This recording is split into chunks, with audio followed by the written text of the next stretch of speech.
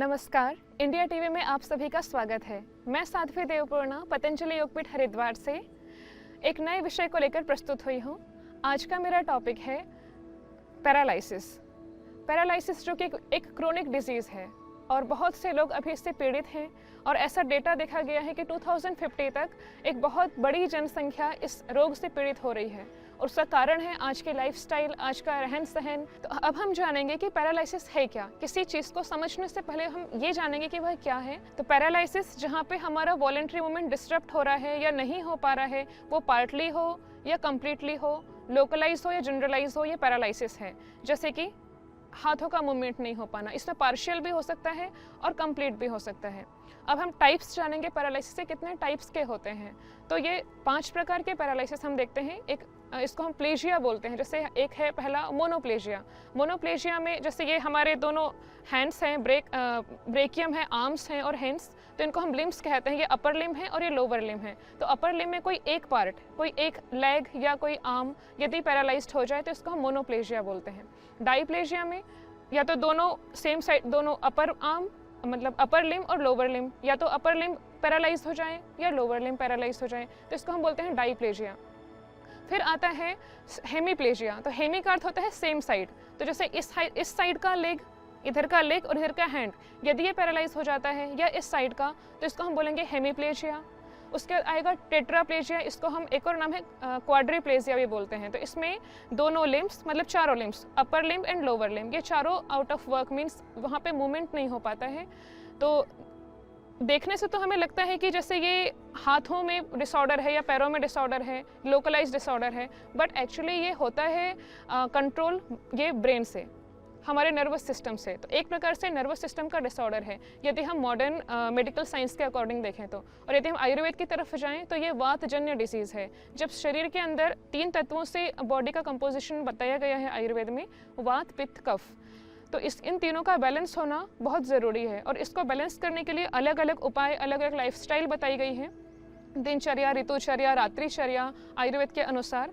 तो इससे हम, और सबसे बड़ा फैक्टर है प्राणायाम। प्राणायाम और योग के द्वारा भी हम वात, पित्त, कफ को बैलेंस करके रखते हैं। तो इसमें हम मुख्य रूप से वात के विषय में बात करेंगे, क्योंकि जो पैरालिसिस है वो वात से एसोसिएटेड है। तो वात संबंधी यदि विकार हमारे शरीर में उत्पन्न होते हैं, यदि वात दोष प्रकोपित हो जाता है, तो पैरालिसिस इसके कारण होता है। तो उसके लिए अभी हम जैसे बात कर रहे हैं, पैरालिसिस जो है ये नर्वस डिसऑर्डर है। मतलब हमारे जो शरीर के न्यूरॉन्स हैं उसमें कहीं ना कहीं कोई समस्या है। जैसे अभी हम किसी भी मूवमेंट को करना चाहते हैं तो इसमें हमारा सेंसरी और मोटर न्यूरॉन्स काम करते हैं। जैसे यहाँ सामने कोई फ्लेम लगी हुई है और उसके पास मेरा हाथ जाए तो वो ऑटोमेटिक हाथ पास में आ जाएगा, क्योंकि यहाँ पे जो न्यूरॉन्स हैं ये मस्तिष्क को ऑर्डर देते हैं कि सामने कोई ऐसी चीज़ लगी हुई है, तो मस्तिष्क फिर उस चीज़ के लिए रिप्लाई करता है कि वहाँ से हाथ हटाना चाहिए। तो ये सारे काम न्यूरॉन्स के द्वारा, नर्वस सिस्टम के द्वारा कंट्रोल होते हैं। लेकिन जब इन नर्वस सिस्टम में, इन नर्व्स में डिसऑर्डर्स आते हैं, जैसे यहाँ पे हाथों में हमारे मीडियन नर्व, अल्नर नर्व और रेडियल नर्व है, और यदि उसमें कोई प्रकार का डिसऑर्डर है तो अलग अलग सिंड्रोम, पैरालिसिस, पोलियो इवन इसका ही एक काइंड ऑफ एसोसिएटेड है, पोलियो भी इससे। तो इसमें फिर मूवमेंट्स प्रॉपर नहीं हो पाता। तो जैसे हमने देखा कि हमें इसके लिए दिख रहा है हमें ये लोकलाइज्ड डिसऑर्डर, बट है ये नर्वस सिस्टम से रिलेटेड। तो हमें अपने नर्व सिस्टम को बूस्ट करना पड़ेगा। हमें ऐसे मेडिसिन या ऐसी चिकित्सा पद्धति अपनानी पड़ेगी जिससे हमारा नर्वस सिस्टम स्ट्रॉन्ग हो, स्वस्थ हो, तो उससे हम पैरालिसिस को क्योर कर सकते हैं, अच्छा कर सकते हैं। अब हम देखेंगे कि कितने प्रकार के पैरालिसिस हैं और क्या क्या कॉज इनके हो सकते हैं। कोई भी डिजीज़ या कोई भी व्याधि अपने आप में अकेली कुछ नहीं होती है। इससे संबंधित बहुत सारी बीमारियां होती हैं, उसके कारण इसके मूल अलग अलग होते हैं। कोई भी जैसे पैरालिसिस एक क्रोनिक डिजीज़ है, इसको शॉर्ट टर्म में हम इसको क्योर नहीं कर सकते। तो इसके पहले अक्यूट सिम्टम्स होते हैं, कुछ हमारे लाइफस्टाइल में कुछ चेंजेस होते हैं जो कि मतलब डिज़ायरेबल चेंज नहीं है, जिसकी वजह से हमें उसका नुकसान उठाना पड़ता है। जैसे एग्जाम्पल के तौर पे हम ले सकते हैं बहुत अधिक गुस्सा करना, एंगर को कंट्रोल ना कर पाना, किसी भी कारण से आपका बीपी यदि हाई हो जाता है, ब्लड प्रेशर हाई हो रहा है, आपका जो हार्ट है बहुत अधिक ब्लड को पंप कर रहा है और आपकी आर्टरीज में यदि प्रेशर आ रहा है, तो ये भी एक रीज़न हो सकता है, इससे हेमोरेज हो सकता है। अब सेकेंड चीज़ हम देखेंगे जो कि पैरालिसिस के लिए बहुत बड़ा फैक्टर है इसको कॉज करने के लिए, वो है स्ट्रोक। ब्रेन स्ट्रोक, क्योंकि ब्रेन से ही पूरी बॉडी कंट्रोल होती है और ब्रेन स्ट्रोक के कई रीज़न हो सकते हैं, जैसे हाई कोलेस्ट्रॉल डाइट। कोलेस्ट्रॉल जब एक्यूमुलेट होता है हमारे ब्लड वेसल्स में, तो ये एक स्पेस कम कर देता है ब्लड के फ्लो के लिए, और ब्लड ही है जो कैरी करता है सारे न्यूट्रिएंट्स, ग्लूकोज, क्योंकि ब्रेन को मुख्य रूप से ग्लूकोज चाहिए होता है, ये और बाकी चीज़ों पर डिपेंड नहीं करता है, ब्रेन को अपनी फंक्शनिंग करने के लिए ग्लूकोज चाहिए। तो जब ब्लड की सप्लाई प्रॉपर नहीं होगी, वहाँ पर ऑक्सीजन प्रॉपर नहीं पहुँचेगा, तो इस्चेमिया हो जाएगा, जिसको हम बोलते हैं इस्चेमिक ब्रेन स्ट्रोक, जो लीड करता है पैरालिसिस को। इसमें भी हमने दो प्रकार के स्थितियाँ देखेंगे, दो प्रकार की सिचुएशन हमारे सामने आती हैं। एक तो लॉन्ग टर्म में जो क्रोनिक अगर पैरालिसिस हो जाए तो उसको ठीक होना बहुत कठिन है, इसको इनक्योरेबल बताया है मॉडर्न मेडिकल साइंस में। लेकिन यदि हम कुछ ऐसे एग्जाम्पल हैं कुछ पैरालिसिस जो कि फर्स्ट अटैक के बाद क्योर हो सकते हैं, जैसे एक एग्जांपल है, बहुत कॉमन है, जिसको हम बोलते हैं बेल्स पैल्सी। इसमें फेस की जो मसल्स हैं, फेस की मसल से लिप्स जो हैं, आईज हैं, वो बिल्कुल उस पर कंट्रोल नहीं होता है, वो तिरछी हो जाती है। इसको हम देख सकते हैं का एग्जांपल। और ऐसे मॉडर्न मेडिकल साइंस में ये कहा है कि ये अपने आप क्योर हो जाता है।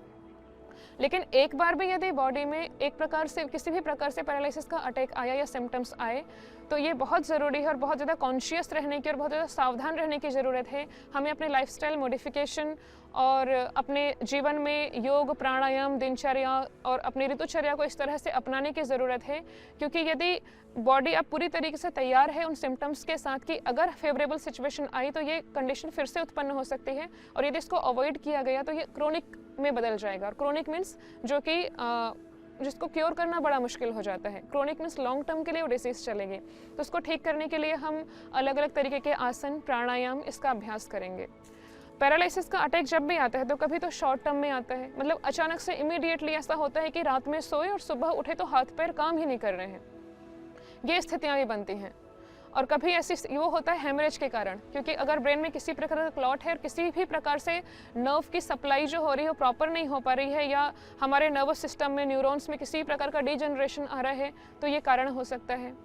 दूसरा, एक लॉन्ग टर्म एक स्लो ग्रोविंग होता है, जैसे कि क्लॉट छोटा है तो ब्लड की सप्लाई तो हो रही है, नर्व सप्लाई तो हो रही है, लेकिन स्लो मोशन में हो रही है, धीरे धीरे हमारे हाथ पांव काम करना कम कर देते हैं, स्लो हो जाते हैं। तो ऐसी स्थिति में हमको इन साइंस और सिम्टम्स को देख करके डॉक्टर से कंसल्ट भी करने की ज़रूरत है और लाइफस्टाइल मॉडिफिकेशन करने की ज़रूरत है। तो प्राणायाम बहुत ज़्यादा इसमें आवश्यक है, क्योंकि अगर हमारे बॉडी पार्ट्स काम नहीं कर रहे हैं तो सबसे पहले तो एक डिटर्मिनेशन कि हमें ठीक होना है, ये बहुत ज़रूरी है। हम ये सोच के ना बैठे कि अब हमारे तो हाथ काम ही नहीं कर रहे हैं, हम कैसे करेंगे। मूवमेंट कराना बहुत ज़रूरी है, यौगिक क्रियाएं कराना, सूक्ष्म व्यायाम कराना, और सबसे इफ़ेक्टिव जो होता है वो प्राणायाम है, क्योंकि प्राणायाम भी ही है जो कि हमारे न्यूरॉन्स को रीजनरेट करने की क्षमता रखता है, हमारे बॉडी में प्रॉपर ऑक्सीजन की सप्लाई करता है। ऑक्सीजन की जब सप्लाई होती रहेगी तब हमारे न्यूरॉन्स प्रॉपर रीजनरेट हो सकेंगे। तो इसी श्रेणी में हम सबसे पहले प्राणायाम की बात करेंगे। तो प्राणायाम में जो सबसे इफेक्टिव प्राणायाम है वो है अनुलोम विलोम प्राणायाम।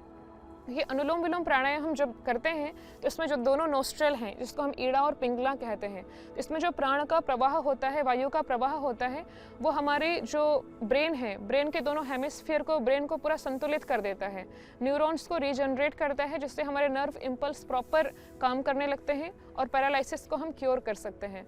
तो अनुलोम विलोम प्राणायाम को हम देखेंगे किस तरीके से हम करेंगे। तो हम बाएं नोस्ट्रल से शुरू करेंगे, इनटेक करेंगे श्वास का,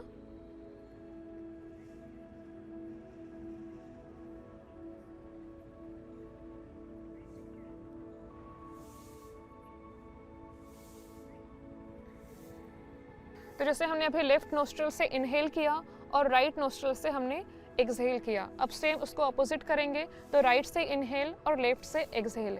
बहुत सामान्य, बहुत सिंपल, कोई इसमें अमाउंट नहीं लगता है, किसी प्रकार का कोई एक्सपेंसेस नहीं हो रहा है, लेकिन ये बहुत इफेक्टिव है। जितने भी मेडिसिन सिस्टम हैं, जितने भी योग, आसन, प्राणायाम हैं, लेकिन बात जब नर्वस सिस्टम की आती है, क्योंकि इसके लिए मॉडर्न मेडिकल साइंस में घुटने टेक देता है कि न्यूरॉन्स एक बार यदि डिजनरेट हो गए तो उसको रीजनरेट करना इम्पॉसिबल है, लेकिन प्राणायाम की सहायता से हम डिजनरेट न्यूरॉन्स को रीजनरेट कर सकते हैं। तो इस प्रक्रिया को, प्राणायाम को हम again and again 60 times, 100 times केवल भोजन करने के आधे घंटे पहले और आधे घंटे बाद ना करें, उसके अलावा हम पूरे टाइम इसको कर सकते हैं। और इसके ऐसे ऐसे उदाहरण भी हमने देखे हैं जहाँ पे एक इतना पक्षाघात जो कि एक क्रोनिक डिसीज़ है, जो कि एक इनक्योरेबल डिसीज़ है, लेकिन सिर्फ प्राणायाम की सहायता से व्यक्ति फिर से उठ करके चल पाया है। और सबसे पहले इसमें डिटर्मिनेशन बहुत ज़रूरी है।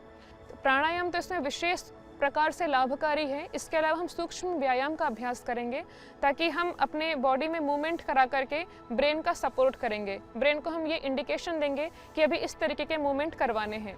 तो इसके लिए सबसे पहले हम दंडासन की स्थिति में आ जाते हैं, जिसको हम बोलते हैं बेस पोजिशन। दोनों पैर सामने, कमर सीधी और श्वासें सामान्य रहेंगी।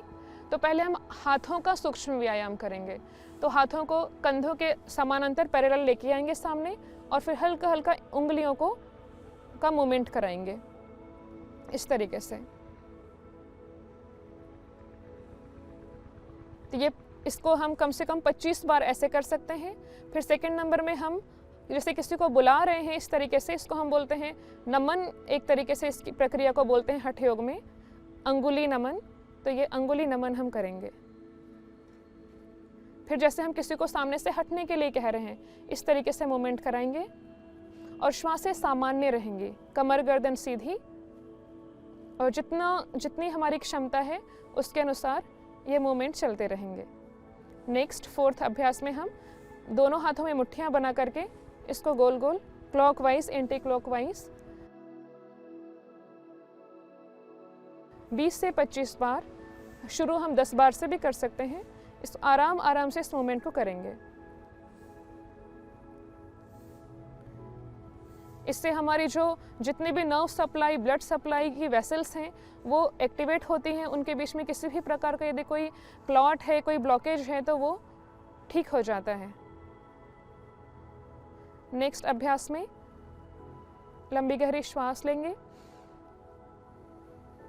और श्वास के साथ में, क्योंकि जैसे अभी हमने देखा कि आयुर्वेद के अनुसार जो पक्षाघात है, जो पैरालिसिस है, ये वातजन्य व्याधि है।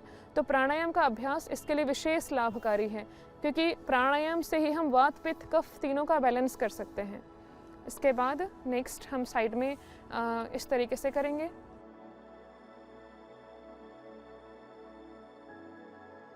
जितना हो सकता है, जब यदि आपको डाइप्लेजिया हो या हेमीप्लेजिया हो तो आपका एक साइड का बॉडी काम नहीं करेगा, तो आपको फिर भी प्रयास करना है धीरे धीरे जितना हो सकता है, लेकिन कभी गिव अप नहीं करना है कि अभी हमारा हाथ उठ ही नहीं रहा है तो हम कैसे करें। डिटर्मिनेशन बहुत ज़रूरी है। जब तक विल पावर नहीं होगी तो फिर ये चीज़ें काम नहीं करेंगी। इसके बाद थोड़ा शोल्डर का मूवमेंट करेंगे, दोनों हाथों को शोल्डर पे रख करके इसको रोटेट कराएंगे जितना हो सकता है।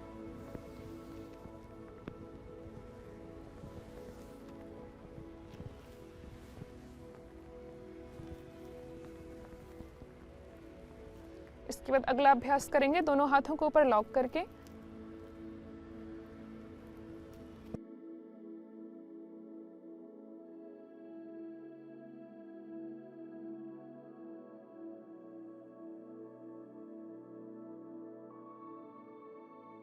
रिलैक्स। तो ये कुछ, इसके अलावा हम इसके गर्दन का अभ्यास कर सकते हैं क्योंकि सूक्ष्म व्यायाम के अंतर्गत ये भी आता है। तो इसको नेक के अलग अलग मोमेंट्स हैं, जैसे अप डाउन कर लिया, फिर left side band, right side band, twisting करेंगे और रोटेशन। क्लॉकवाइज और एंटी क्लॉकवाइज दोनों दिशाओं में इस तरीके से हम कर सकते हैं। इसके पश्चात ये हमने हाथों का अभी सूक्ष्म व्यायाम किया। अब हम पैरों का करेंगे। तो पैरों के लिए हम पहले अभ्यास करेंगे पाद अंगुली नमन। इसको हम कहते हैं टो बैंडिंग। जो हमारे पैर की अंगुलियां हैं इसको हम सामने की ओर झुकाएंगे, बैंड करेंगे। उसके बाद में एंकल क्रैंक, एंकल बैंडिंग,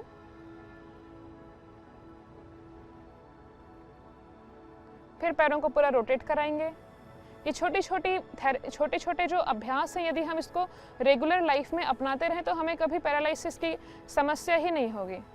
इससे हमारे ब्लड का सर्कुलेशन और जो भी एक्स्ट्रा फैट यदि जमा हो रहा है वो सारी चीज़ें ठीक होती रहेंगी। दोनों दिशाओं में इसको हम रोटेट कर लेंगे। इसके बाद हम पैरों को उठा करके ऐसे लेकर आएंगे और यहाँ पे हम पैरों को थोड़ा रोटेट करेंगे, क्रैंक।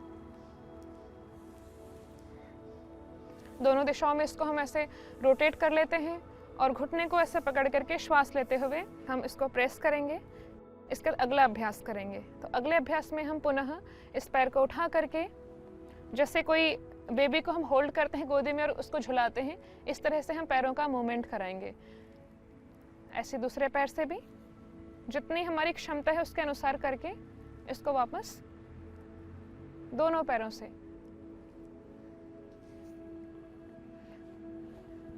इसके बाद अगला अभ्यास हम करते हैं पैरों के अभ्यास में। तो इसमें हम पैरों को उठाएंगे, पैर को उठा करके इसको होल्ड करेंगे और इसको ऐसे गोल गोल घुमाएंगे। यहाँ पे एक वृत्त बनाएंगे, एक सर्कल बनाएंगे, क्लॉकवाइज भी एंटी क्लॉकवाइज भी, दोनों पैरों से।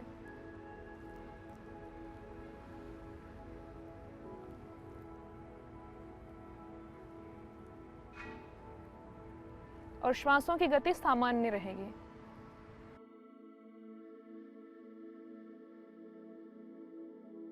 तो अभी हमने प्राणायाम किया, सूक्ष्म व्यायाम किया।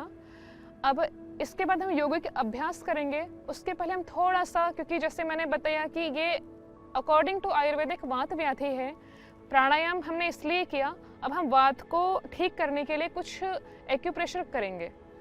बहुत सामान्य, जैसे हमारे ये हाथ हैं, इसके चैनल्स होते हैं। यदि व्याधि जो पैरालिसिस है यदि अपर लिम्स में है तो उसके लिए हम हाथों का, या लोअर लिम्स में है तो पैरों का व्यायाम करते हैं। पैरों में एक प्रकार से एक्यूप्रेशर करते हैं। तो उसके लिए प्रेस करना होता है। जैसे 2 फिंगर्स हैं, इनके बीच में जो यहाँ पे स्पेस बना हुआ है, बीच में जो पार्ट है 2 बोन्स के बीच में, तो यहाँ पे हम इसको थोड़ा प्रेस करते हैं इस तरह से। तो इससे ये वात व्याधि से हमें निजात, मुक्ति मिलती है। और पक्षाघात एक वात व्याधि है, इसमें वात को बैलेंस करना अति आवश्यक है। और उससे दूसरी बात ये कि जो फिंगर्स के टिप हैं, इसको अकॉर्डिंग टू एक्यूप्रेशर इसको नर्वस सिस्टम का पार्ट कहा है। तो इनको भी हम प्रेस कर ले, तो इससे जब हमारा ब्रेन स्टिमुलेट रहेगा तो इससे हमें बहुत लाभ होगा। ऐसे दूसरे हाथ में भी जो यहाँ पे हमने देखा, चैनल्स को हम थोड़ा स्टिमुलेट करेंगे यहाँ पे प्रेस करके। इससे प्रकोपित वायु जो है वो शमन होता है, प्रकोपित वायु का। और हम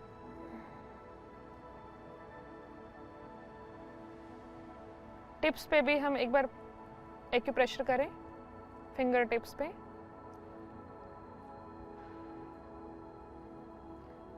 यदि पैरालिसिस का अटैक पैरों में है तो हम उसके लिए पैरों पे भी इस तरीके का अभ्यास करेंगे। तो पैरों में मुख्य रूप से बताया है, इस जो सेकेंड लास्ट टो है, इसको हम प्रेस करते हैं। ये एक मास्टर पॉइंट है। तो इस तरह हाथ पैरों का एक्यूप्रेशर बहुत प्रभावकारी है। अगले क्रम में अब हम देखेंगे कौन कौन से योगासन हैं जो हमें पैरालिसिस से होने से रोकते हैं। वैसे अगर हम बात करें तो जो भी व्यायाम, जो भी आसन जो हमारे एयर के डिस्ट्रीब्यूशन को, बॉडी में एयर के डिस्ट्रीब्यूशन को प्रभावित करते हैं, अच्छा करते हैं, वो सभी प्राणायाम, वो सभी आसन इसके लिए बहुत ही लाभकारी हैं। प्राणायाम सबसे ज़्यादा प्रभावकारी है, मुख्य रूप से अनुलोम विलोम प्राणायाम। तो जो भी हम आसनों का अभ्यास करेंगे, ये हम श्वासों पर बहुत ज़्यादा नियंत्रण के साथ करेंगे, क्योंकि मुख्य रूप से हमारा जो फोकस रहेगा वो वायु को नियंत्रित करना रहेगा। सबसे पहले करेंगे मार्जारासन। मार्जारासन के लिए श्वास लेकर के इस तरह की पोजीशन बनाएंगे, श्वास छोड़ते हुए।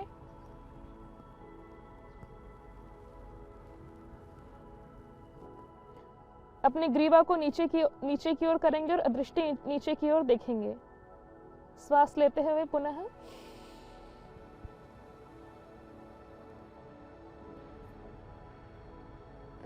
कमर को जितना झुका सकते हैं झुकाएं और पंजे तने हुए। पुनः वापस।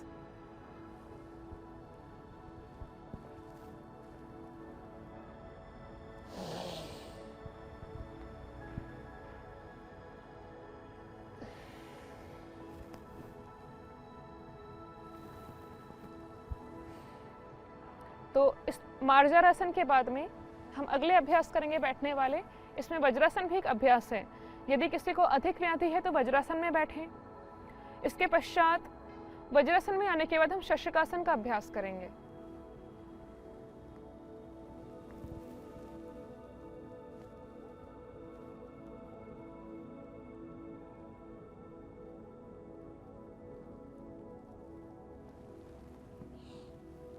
ये एक रिलैक्सिंग पोज है, तो जब भी हम आसन प्राणायाम कर रहे हैं तो इसको हम कर सकते हैं उस समय पे अपने बॉडी को रिलैक्स करने के लिए। इसके बाद हम करेंगे वक्रासन। तो वक्रासन के लिए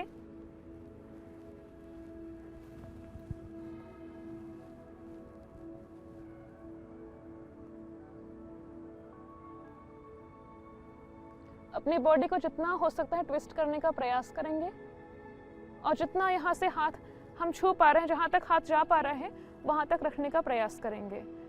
दोनों दिशाओं में, दोनों ओर से करेंगे बॉडी के, जिस ओर से बन जा रहा है अच्छे से।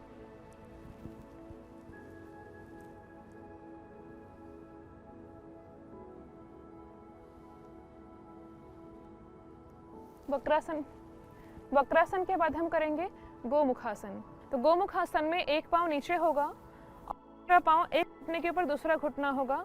जो घुटना ऊपर है वही हाथ ऊपर की ओर रहेगा और पीछे से दूसरे हाथ से हाथ को पकड़ करके इंटरलॉक कर लेंगे और जितना इस स्थिति में रह सकते हैं उतनी देर इसमें रह करके कोई भी लंबी गहरी श्वास लेकर कोई भी प्रकार का प्राणायाम, जैसे कि भस्त्रिका प्राणायाम इसमें कर सकते हैं या बाह्य प्राणायाम कर सकते हैं। और यदि प्राणायाम ना हो पा रहे हो तो श्वास सामान्य inhale and exhale, long and deep कर सकते हैं।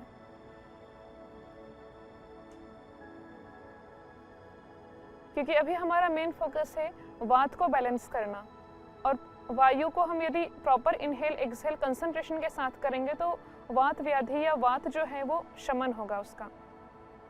इसी को दूसरी ओर से करेंगे।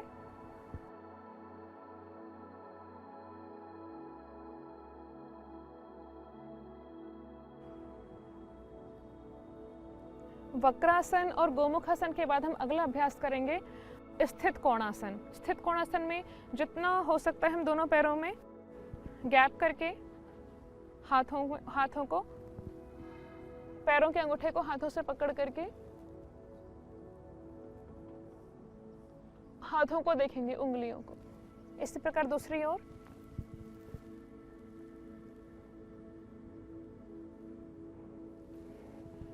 तो इसको अपनी अपनी क्षमता के अनुसार गति का चयन करेंगे।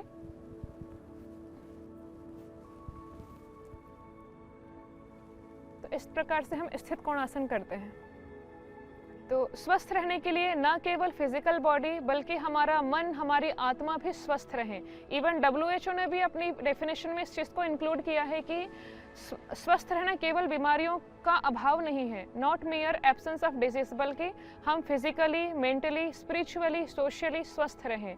उसके लिए हमें क्या करना होगा? हमें योगस्थ होकर कर्म करना होगा। जब हम योगस्थ होकर कर्म करते हैं तो हम समत्व की स्थिति में रहते हैं, इक्विलिब्रियम की, बैलेंस की स्थिति में रहते हैं। जैसे गीता में श्री कृष्ण जी ने उस डिप्रेशन में आए हुए अर्जुन को भी ये कहा था कि योगस्थ कुरु कर्माणि, हे अर्जुन तुम योग में स्थित होकर कर्म करो। योगस्थ कुरु कर्माणि संगम त्यक्त्वा धनंजय, किसी चीज़ में आसक्त मत हो जाओ और अपना कार्य पूरा संपूर्ण अच्छे से निर्वाह करो। और सिद्ध्योर समो भूत्वा, उस कार्य में जो सिद्ध हो जाए या उसकी सिद्धि ना भी हो उसमें भी आपको समान रहना है, उसमें अपना मानसिक संतुलन नहीं खोना है, सामान्य रूप से व्यवहार करना है, क्योंकि समत्वम योग उच्यते, इक्विलिब्रियम का स्टेट ही योग है। इस प्रकार से हम अपने मन को, अपने शरीर को बैलेंस करके रखें। हम अपने सभी कर्मों को योगस्थ होकर के करें और सभी स्वस्थ रहें, अच्छे रहें। ओम धन्यवाद।